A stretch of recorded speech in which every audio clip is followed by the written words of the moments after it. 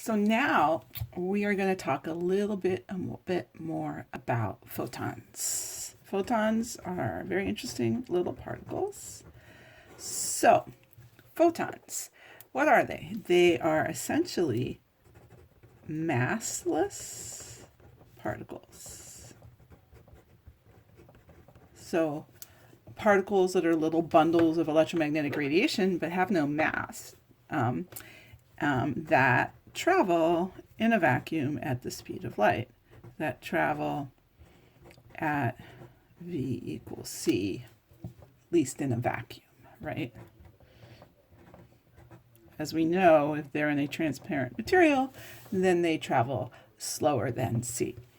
So far we've learned that an individual photon has an energy equal to Planck's constant times the frequency of the electromagnetic radiation.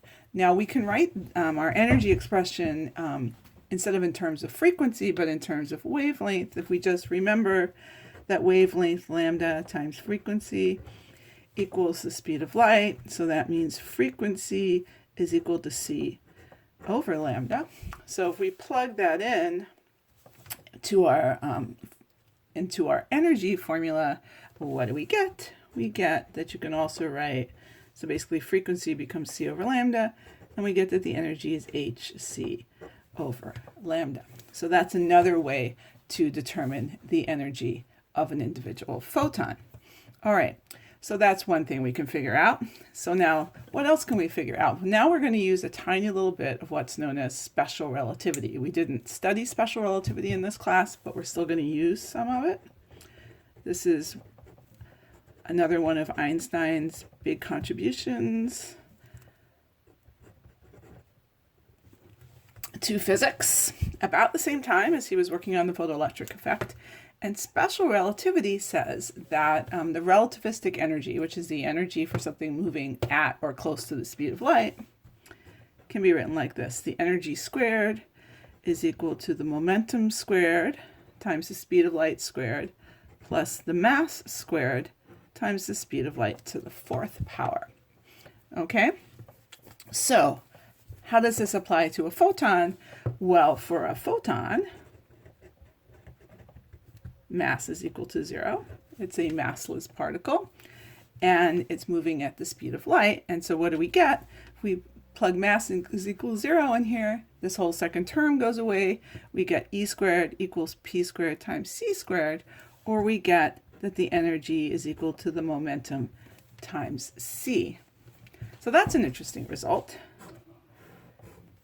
And what can we do with that result? Well, one of the things we can do with that result is come up with an expression for the momentum of a photon. Remember, we talked about electromagnetic waves having momentum. So the momentum of an individual photon, little p, is just equal to E over C. It's energy, and we can plug in that we know E is h times the frequency over c. And so we get another expression for the momentum. But then we can say, oh, wait a minute, F over c, if we go and look at our equation up here, okay, it's pretty easy to see that if lambda times F equals c, then if you divide both sides by c and divide both sides by lambda, we get that F over c is just 1 over the wavelength, 1 over lambda. So we can actually rewrite the momentum as just Planck's constant over the wavelength. So that's how you would determine the momentum of a given photon, and you can see that it's inversely related to the wavelength of the photon. Okay, similarly, the energy is inversely. So you might remember we were talking about with photons that the higher frequency, smaller wavelength electromagnetic waves were considered the higher energy waves. So now you can see that directly. Smaller wavelength, higher energy for the photon, smaller wavelength, more momentum for a given photon. So I thought the last thing we would do here is actually do a few calculations of numbers so you can just get an idea for the sizes of these various quantities in our SI units. So let's start with red light. red light, which has a wavelength of 650 nanometers, which as we know is 650 times 10 to the minus 9 meters, right? Okay, so we're going to calculate both the energy and the momentum of a red light photon like this. Okay, so let's start with energy. So energy now is hc over lambda. So now let's put in all our constants. So h is our Planck's constant. That's our 6.626 times 10 to the minus 34 joule seconds. And our speed of light is 3 times 10 to the 8 meters per second. And we're going to divide the whole thing here by our wavelength, which is our 650 times 10 to the minus 9 meters. And so what do we get? We get that this red light photon has an energy of 3.06 times 10 to the minus 19 joules. So a tiny little bit of energy there, and it's a very small number because Planck's constant is such a small number, 10 to the minus 34, really, really small. This quantization is very, very in tiny, tiny little steps, which is why you typically don't see the effect of this quantization until you get way down into very small atomic level. So because this number is so small, let's slide this up here for a second. Okay, slide it all the way up. Like that. All right, we like to use a different unit for energy.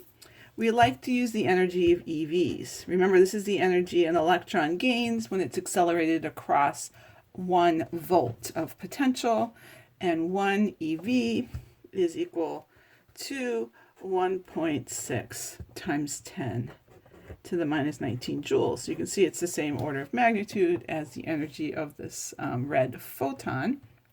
Okay, so now if we do a conversion, right, and we just take our 3.06 times 10 to the minus 19 joules and divide it by 1.6 times 10 to the minus 19 joules in 1 EV, we're going to get an energy in EV, and it comes out to be 1.91 electron volts.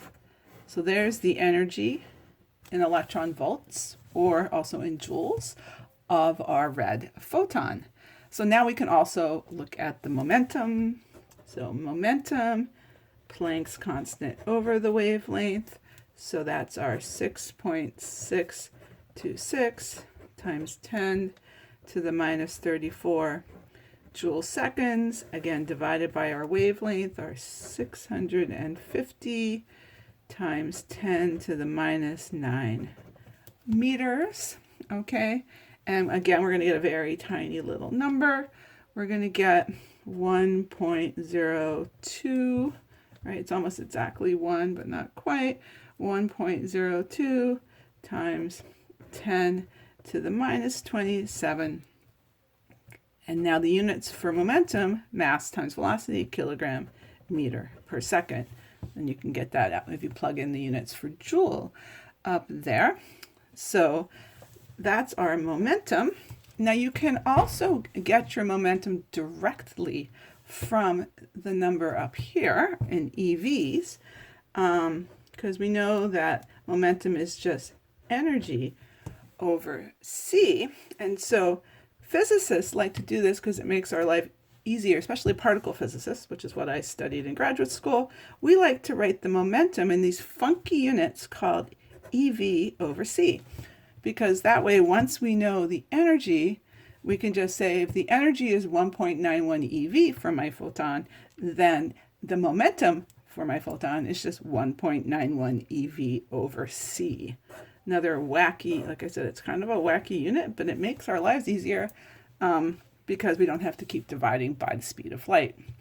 So you'll notice sometimes you also see a mass unit, which is eV per c squared, and that's because E equals mc squared. And so if you want to get mass, you take energy divided by c squared. So sometimes you'll hear people talk about the mass of the Higgs particle in eV per c squared, and that's where it comes from. All right, so we'll stop at this point for now.